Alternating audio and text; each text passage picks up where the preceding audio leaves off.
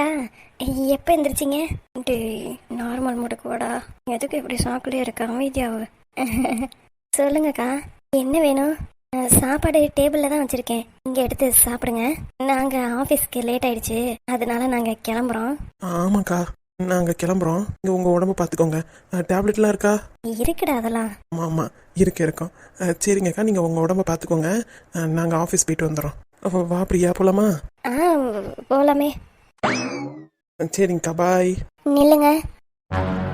என்னடா பண்ணுறது இப்போ? ஏதாவது பேசி சமாளிச்சு தான் ஆகணும். சரி சரி, நீ ஏதோ வாயை கொடுக்காம இரு. சரிடி. அவங்க யாருன்னு தெரியுமா? யாரு? டேய், உனக்கு எதுவும் தெரியுமாடா? இல்லை இல்லை, யாருக்கா வந்தாங்க? ஓ, அவங்களா? கருப்பாக இருந்தாங்களே. நான் சொல்கிறேன், அவங்க ஏதோ வீடு மாதிரி வந்துட்டாங்க போல. அதான் அட்ரஸ் கேட்டுட்டு வேற இடத்துக்கு போயிட்டாங்க. ஆமாம் தானடா? ஆமாக்கா, எங்களுக்கு ஆஃபீஸ்க்கு டைம் ஆயிடுச்சு, நாங்கள் கிளம்புறோம். அவங்க என் மாமியாருங்கிறது உங்களுக்கு தெரியுங்கிறது எனக்கு தெரியும். என்னக்கா? பிரியா, நான் உன்னை கூட பிறந்த தங்கச்சி மாதிரி தான் நினைக்கிறேன். ஆனால் நீ என்னை அப்படி நினைக்கலங்கிறது இந்த விஷயத்தில் நல்லாவே தெரியுது. அக்கா, ஆய மூடு. இதுக்கு முன்னாடி எங்கள் மாமியார் உனக்கு கால் பண்ணும்போதே எனக்கு எல்லா விவரமும் தெரியும். அக்கா, தயவு செஞ்சு நீ என்னை அப்படி கூப்பிடாத. உங்களை ஏமாத்தணும்லாம் நாங்கள் எதுவும் பண்ணலை. எங்களோட சூழ்நிலை அந்த மாதிரி. நீங்கள் புரிஞ்சுக்குவீங்கன்னு நினைக்கிறேன். எனக்கு எதுவும் புரியாமல் இல்லை பிரியா. என்கிட்ட சொல்கிறதுக்கு என்ன உங்களுக்கு பயம்? இப்போ தெரியுதா நான் அவங்களோட மருமகன்னு? ஆமாக்கா, அவங்களோட மருமகன்னு இன்னைக்கு தான் எனக்கே தெரியும். இதுக்கு முன்னாடியே தெரிஞ்சிருந்தாலும் என்ன பண்ணியிருப்பீங்க? அவங்க சொல்கிறத கேட்டுக்கிட்டு எனக்கு டிவோர்ஸ் வாங்கி கொடுக்கறது தானே பார்த்துருப்பீங்க. அக்கா, என் தம்பி வேற. எனக்கு புரியுது. உன் தம்பியை வச்சுக்கிட்டு அவங்க பிளாக்மெயில் பண்ணுறாங்க. இந்த மாதிரி என்னை எவ்வளோ பண்ணியிருக்காங்க தெரியுமா? ஆக்சுவலி உங்கள் லைஃப்பில் என்ன நடந்துச்சுன்னு எங்களுக்கு தெரியாது. நாங்களே ரொம்ப கஷ்டப்படுற ஃபேமிலியிலேருந்து தான் வந்திருக்கோம். தெரியாதனமா இந்த மேடம்கிட்ட நாங்கள் வேலை கேட்க போய் தான் நாங்கள் இப்போ மாட்டிக்கிட்டு முழிக்கிறோம். எனக்கு யாருமே இல்லை. நானும் ஒரு அனாதை தான். உங்களை மாதிரி ஹாஸ்டலில் தான் வளர்ந்தேன். அதனாலேயோ என்னமோ உங்கள் மேலே தனி பாசம் எனக்கு இருக்குது. உங்களுக்கு எதுவும் ஆகக்கூடாதுன்னு தான், உங்களை பாதுகாக்கணுமேன்னு தான் நான் இவ்வளவு செய்கிறேன். நீங்கள் என்னை எப்படி நினைக்கிறீங்கன்னு எனக்கு தெரியல. ஆனால் நான் உங்களை நல்லபடியாக அவங்கக்கிட்ட இருந்து காப்பாற்றணும்னு தான் நினைக்கிறேன். என்ன காப்பாற்றணுமா? ஆமாம். என்ன சொல்கிற? அவங்க எங்ககிட்ட ஒப்படைக்கிறதுக்கான காரணமே உங்களுக்கு ஏதோ உடம்பு சரியில்லை, சீக்கிரமாக நீங்கள் இறந்து போயிடுவீங்க, அப்படியே இறக்கலனாலும் நீங்களே விஷம் வச்சு அவளை கொன்னுடுங்க, நீங்களே பார்த்துக்கங்க அது வரைக்கும் அப்படின்னு சொல்லி தான் எங்கள்கிட்ட விட்டாங்களே. நாங்களும் வேறு வழி இல்லாமல் தான் பார்த்துக்கிட்டு இருந்தோம். அப்புறமா பார்த்தா நீங்கள் நல்லவங்களாக தான் தெரிஞ்சிங்க. நாங்கள் யாரையோ கொலை பண்ணிவிட்டு அந்த பாவத்தையும் நாங்கள் எதுக்கு சுமக்கணும்னு தான் அந்த மேடம்கிட்ட இவ்வளோ போய் சொல்லிக்கிட்டு வந்துட்டுருக்கோம். எங்கள் வாழ்க்கை எங்களுக்கு ரிஸ்க்காக தான் இருக்குது. இருந்தாலும் உங்களை காப்பாற்றணுமேன்னு தான் நான் இவ்வளவும் போய் சொல்கிறேன். எனக்கு புரியாமல் இல்லை பிரியா. எனக்கு எப்போ கொரோனா இருக்கு நீங்கள் போய் பார்க்க வேணாம் அப்படின்னு சொன்னீங்களோ அப்போவே எனக்கு புரிஞ்சிருச்சு. நீங்கள் ஏதோ என்னை காப்பாற்றுறதுக்காக தான் இவ்வளவும் பண்ணுறீங்கன்னு. நான் ஒன்று தெரிஞ்சுக்கிறதுக்காக தான் நான் இவ்வளவும் பொறுமையாக இருந்தேன். என் மாமியார் எதுக்காக உங்ககிட்ட என்னை விடணும் அப்படின்றதுக்காக தான். எனக்கு என் மாமியாரை பற்றி எனக்கு நல்லாவே தெரியும். அவங்களோட சகவாசம் உனக்கு எப்படி வந்தது, நீ கொஞ்சம் நல்லவளாக இருக்கியா அப்படின்றதுனால தான் நான் ரொம்ப பொறுமையாக இருந்தேன். எப்போ என் மாமியார் உங்களெல்லாம் மிரட்டினாங்களோ அப்போவே எனக்கு தெரிஞ்சிருச்சு. அவங்க உங்களை பிளாக்மெயில் பண்ணி தான் இவ்வளோ விலை வாங்கியிருக்காங்கன்றதை புரிஞ்சுக்கிட்டேன். அக்கா, அவங்க உங்களை கொல்ல சொல்லி தான். எனக்கு இது புதுசு இல்லை. என்னக்கா சொல்கிறீங்க? நானும் அவங்க பையனும் உயிருக்கு உயிராக நேசிக்கிறோம். கல்யாண மேடை வரைக்கும் கூட்டிகிட்டு வந்துட்டு அதுக்கப்புறம் உனக்கு ஒரு சர்ப்ரைஸ் இருக்குன்னு சொல்லி மலை உச்சியிலேருந்து என்னை தள்ளி விட்டாங்க. என்னக்கா சொல்கிறீங்க? அந்த அளவுக்கு அவங்க கொடூரமானவங்க. அதில் நான் எப்படியோ செத்து பொழைச்சி வந்துட்டேன். மலை உச்சியிலேருந்து தள்ளி விட்டதுனால எனக்கு பழசெல்லாம் மறந்துடுச்சு. அதுவும் இல்லாமல் என் கர்ப்பப்பையிலையும் ப்ராப்ளம் ஆயிடுச்சு. என்னை ஒரு குடும்பம் காப்பாற்றி வைத்தியத்திலலாம் வைத்தியம் பார்த்து என்னை நல்லபடியாக ஆக்கினாங்க. எனக்கும் கொஞ்சம் கொஞ்சமாக பழைய ஞாபகங்கள்லாம் வர ஆரம்பிச்சது. அதுக்கப்புறம் தான் தெரிஞ்சது என் மாமியார் தான் என்னை பிடிச்சி தள்ளியிருக்காங்க அப்படின்னு. இதை நான் என்ன தான் சொன்னாலும் என் ஹஸ்பண்ட் நம்பவே மாட்டார். ஏன்னா சின்ன வயசுலேருந்தே அவங்க அம்மாவை அவங்க அப்பா ரொம்ப கஷ்டப்படுத்தியிருக்காங்க. அதை பார்த்து பார்த்து வளர்ந்ததுனாலேயே என்னமோ அம்மாவை பற்றி எந்த குறையும் சொன்னாலும் அதை அவர் பெருசாகவே எடுத்துக்க மாட்டார். அப்படி இருக்கும்போது என்னை மலை உச்சியிலேருந்து தள்ளி விட்டதே அவங்க தான் தெரிஞ்சா சத்தியமாக அவர் நம்புறாரோ இல்லையான்னு எனக்கு தெரியல. அதுக்கப்புறமா எங்கள் 2 பேத்துக்கும் கல்யாணம் ஆயிடுச்சு. எனக்கு கர்ப்பப்பையில் வீக்குங்கிறது எனக்கு தெரியாது. என் மாமியார் சொல்லி தான் எனக்கு தெரியும் என் ஹஸ்பண்ட் நல்லபடியாக இருக்கட்டும் அப்படின்னு சொல்லிட்டு தான் நான் அவரை விட்டுட்டு வந்தேன். ஆனால் இப்போ அவர்கிட்ட இருந்து பேசியிருக்கலாமோன்னு தோணுது. ஏன்னா ஒரு மேஜர் ஆப்ரேஷன் பண்ணதுக்கப்புறம் எனக்கு எல்லாமே க்யூர் ஆயிடுச்சு. இப்போ நான் என் ஹஸ்பண்ட் இல்லாமல் ரொம்ப வருத்தப்படுறேன். அன்னைக்கு நான் எதை நினச்சி அவ்வளோ பெரிய முடிவெடுத்தேன்னு எனக்கு தெரியல. ஆனால் இப்போ வரைக்கும் நான் ரொம்ப வருத்தப்படுறேன்.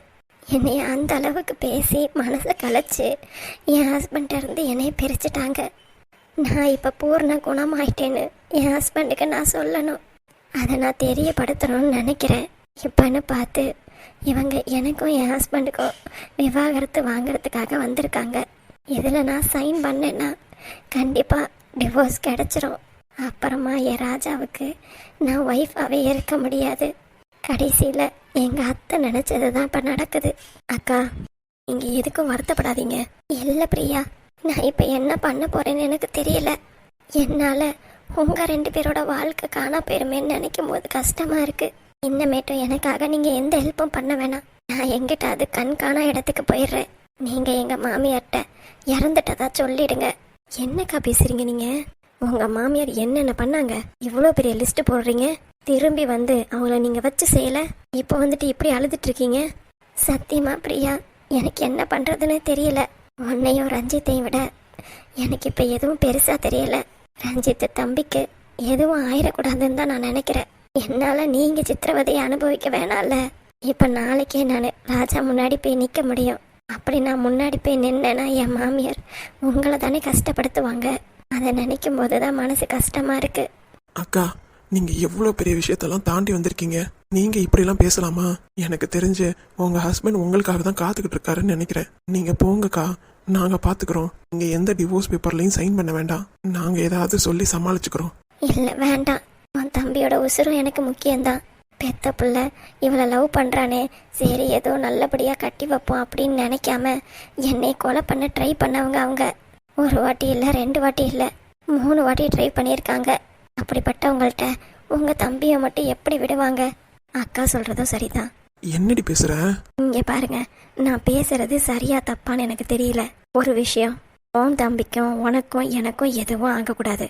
அதே மாதிரி அக்காவும் அவங்க ஹஸ்பண்டோட சேர்ந்து வாழணும். மேடம்க்கு நம்ம தான் இவ்வளவும் பண்ணுறோங்கிறது தெரியவே கூடாது. அப்படி தெரியாத மாதிரி நம்ம ஒரு பெரிய பிளானே போடணும்.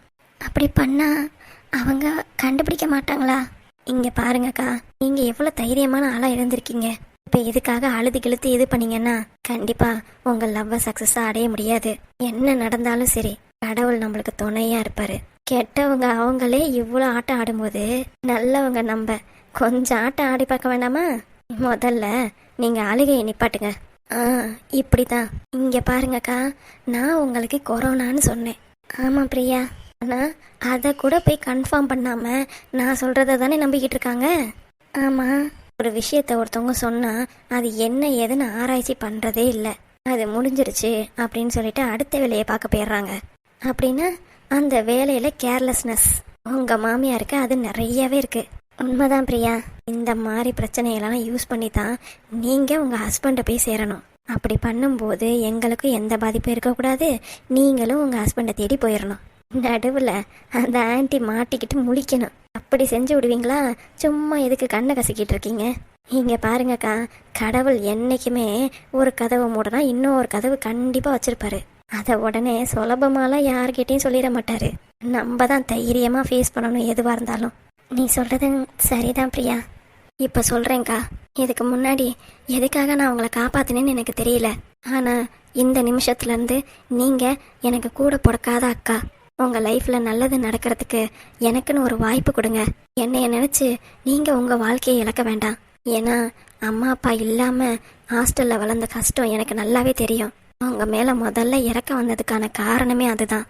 கூடிய சீக்கிரமாக பெரிய பிளானாக போட்டு எப்படியாவது உங்கள் ஹஸ்பண்டுக்கு உங்களுக்கு எந்த இஷ்யூஸும் இல்லை, நீங்கள் நல்லா இங்கே தான் இருக்கீங்கிறத தெரியப்படுத்தணும். என்னடா ரஞ்சித்? ஆமாம், பிரியா சொன்னது கரெக்டு தான். என் தம்பியை காட்டி மிரட்டி என்னையவே கோழையாக்குறாங்க. நான் அந்த மாதிரி இருக்கக்கூடாதுன்னு தான் நினைக்கிறேன். கண்டிப்பாக இதுக்கு ஒரு முடிவு கட்டணும். எனக்காக உங்களுக்கு ஏதாவது ஒன்றுனா என்னால் தாங்கிக்க முடியாது.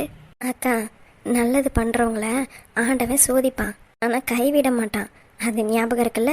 ஞாபகம் இருக்கு. அதே மாதிரி தான் நம்மளை சோதிப்பானே தவிர கண்டிப்பா அந்த கடவுள் கைவிட மாட்டாரு. நம்ம ஒண்ணு யாரோட வாழ்க்கையும் கெடுக்கலல்ல. அப்படி இருக்கும்போது நாம ஏன் பயப்படணும்? அவ்வளோ மறைஞ்சு மறைஞ்சு தப்பு பண்றவங்களே தைரியமா இருக்கும்போது நம்ம எதுக்கும் பயப்படக்கூடாது. கரெக்டா சொன்னடா. இங்க பாருங்கக்கா, என் தம்பிக்கு எதுவும் ஆகாது, அப்புறம் எங்களுக்கும் எதுவும் ஆகாது. நீங்க பயப்படாம இருங்க. எனக்கு இப்பதான் ரொம்ப தைரியம் வந்திருக்கு. எங்க நான் என்னை இழந்துட்டேனோன்னு நினைச்சேன். நீங்க அதை திருப்பி கொடுத்துட்டீங்க. கண்டிப்பா ராஜா என்னை ஏத்துப்பான். தைரியமா இருங்கக்கா. என்ன நடக்குதோ நடக்கட்டும், நம்மளும் அதை ஃபேஸ் பண்ண தயாரா இருப்போம். ஆமாக்கா.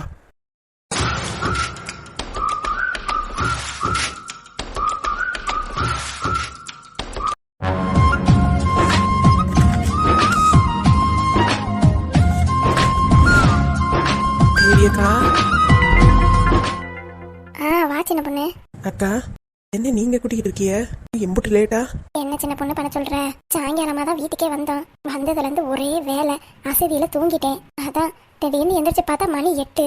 சரி, அதான் வாச தெளிச்சு கோலத்தையாவது போடுவோமேன்னு வந்தேன். ஏக்கா தேனு? அம்மனி இப்பதான் புதுசா கல்யாணம் பண்ணி வந்துருக்காங்கல்ல, அதனால லேட்டா தான் எந்திரிப்பாவ.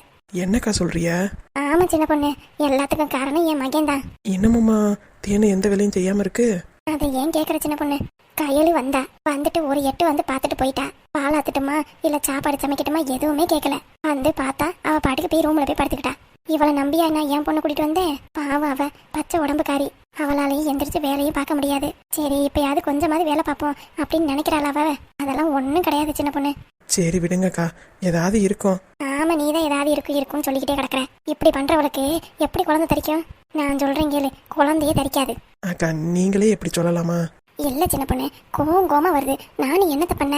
இவளே எதையாவது வேலை செய்யலான்னு வந்தா அந்த பையன் விடவே மாட்டேங்கிறான் சின்ன பொண்ணு. எப்படி மாறி என் மகனை நான் பார்த்ததே இல்லை. என்னமா தாங்குன்னு தாங்குறான். சரி விடுங்கக்கா, ஹாஸ்பிட்டல் எதுவும் சொல்லியிருக்காங்க அப்படின்னு சொன்னீங்கல்ல. அதுக்குன்னு இம்புட்டு நாளாவா? அவளுக்கு தூர நாள் தேதியே வரப்போகுது. சரி, நல்லதே நினைங்கக்கா. அவளும் நல்லபடியா மாசம் ஆகட்டும்.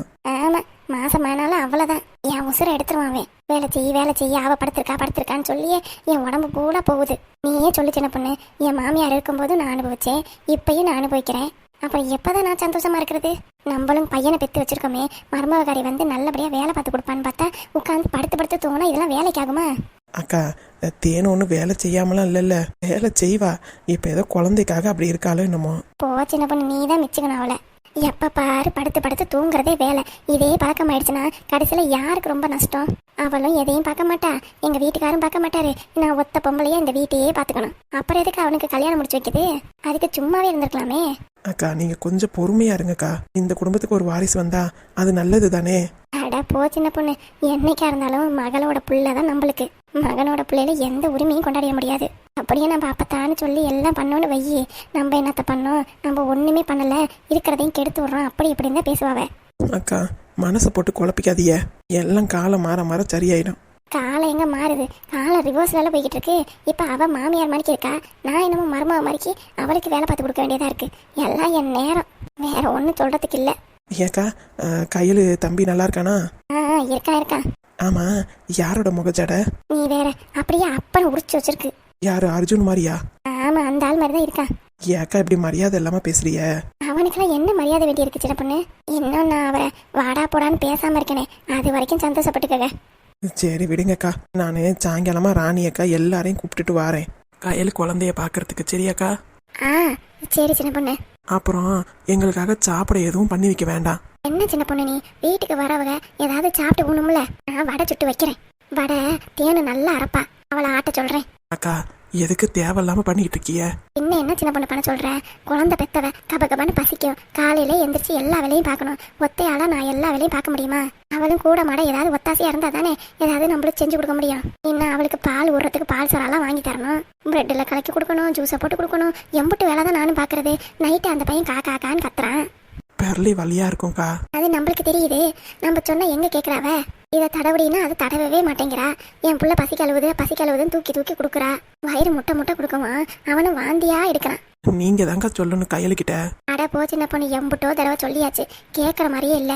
என் பிள்ளைக்கு தொண்டை காஞ்சி போயிரும், அது காஞ்சி போயிரும், இது காஞ்சி போயிரும்னு ரொம்ப பொத்தியில வளர்க்குறா. ஏக்கா இப்பவே வா. அட ஆமா ஆமா சின்ன பொண்ணு, அவ பாட்டுக்கு பாலை தூக்கி தூக்கி கொடுத்துட்டு பசிக்குதுங்கிறா. அப்ப என்ன பார்த்து நம்ம ஏதாவது செஞ்சு கொடுத்தா தானே உண்டு.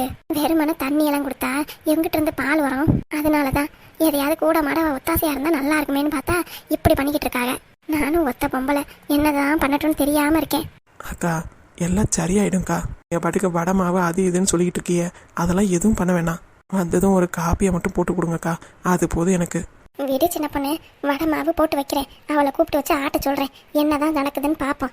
எப்படியா இருந்தாலும் வேலை செஞ்சுதானே ஆகணும் சின்ன பொண்ணு. அக்கா நான் சொல்கிறத சொல்லிட்டேன். நீங்கள் பாட்டுக்கு வேலையை இழுத்துக்கிட்டு இருக்காதீங்க. குறுக்குன்னு காப்பியோட முடிங்க. என்ன நான் சொல்கிறது கேட்டுக்கிட்டீங்களா? சரி சரி சின்ன பொண்ணு. சரிக்கா, நான் சாயங்காலமாக வரேன். சரி சின்ன பொண்ணு. ஒரு வேலையும் செய்யாம சொகுசா வீட்டுல தூக்க வேண்டி கிடக்கு அவளுக்கு. இருக்கட்டும் வடை மாவை போட்டு ஆட்ட சொல்லுவோம். அப்பதான் தெரியும் எம்பிட்டு வேலை தான் நானும் பாக்குறது. இதையே சொல்லிக்கிட்டு வேலை செய்யாம ஓப்பி அடிக்கிறது இன்னைக்கு இருக்கு அவளுக்கு. அப்புறங்க வேலையெல்லாம் எப்படி போகுது? நம்மளுக்கு என்ன வேலை இருக்கு? வீட்டு வேலை செஞ்சுட்டு அப்படியே காட்டு வேலை தான். விறகு வெட்டுறது தானே. விறகு இப்போ நல்ல ரேட்டுக்கு போகுது, அதனால எந்த பிரச்சனையும் இல்லை. உங்களுக்கு? எனக்கு எந்த பிரச்சனையும் இல்லை. இன்னும் ஒரு 4 வருஷம் கழிச்சு ரிட்டையர்ட் ஆயிடுவேன். ஓ ஓகே. அடியே வாடி வானே, எப்பனே வந்திய? இப்பதாம்மா. நீ என்ன திடீர்னு? வேற ஒன்றும் இல்லைம்மா, நான் எம்பிட்டு நாள் தான் சின்னம்மா உன் வீட்டிலே இருக்கட்டும். பாவம் உங்களுக்கு சிரமம் தானே, அதான் எங்கள் வீட்டுக்கு கூட்டிகிட்டு போகலான்னு வந்தேன். ஏன்னு அப்படி நினைக்கிற? இன்னும் ஒரு வாரம் இருக்கட்டுமே. எல்லாம் சரிதாத்தா, எனக்கு ஒன்றும் பிரச்சனை இல்லை. ஒரு 20 நாள் எங்கள் வீட்டில் இருக்கட்டும், அப்புறம் ஒரு 10 நாள் உங்கள் வீட்டில் இருக்கட்டும். மாற்றி இருந்தால் தானே இப்போ அதுக்கு மதிப்பு. என் மகன் கரெக்டாக சொல்லிட்டான். அதனால தான் தா கூட்டிகிட்டு போகலான்னு வந்தேன். அண்ணே இன்னும் ஒரு 2 நாள் இருக்கட்டுமே. பரவாயில்லத்தா, இருக்கட்டும் தா. வேணும்னா சின்னமாவே கேளு, அது இங்க இருக்கணும்னு தான் சொல்லும். என்ன சின்னம்மா, நீ இவங்க கூட இருக்கியா இல்லை எங்க கூட வரியா? இந்த நாளுக்காக தானே காத்துட்டு கிடப்பேன். நீ வேணான்னு சொன்னா நான் விட்டு வேணா? சின்னம்மா ஒன்னதான், நீ எங்க கூட வாரியா இல்லை இவங்க கூட இருக்கியா? அதை என்னன்னே கேட்டுக்கிட்டு இருக்க?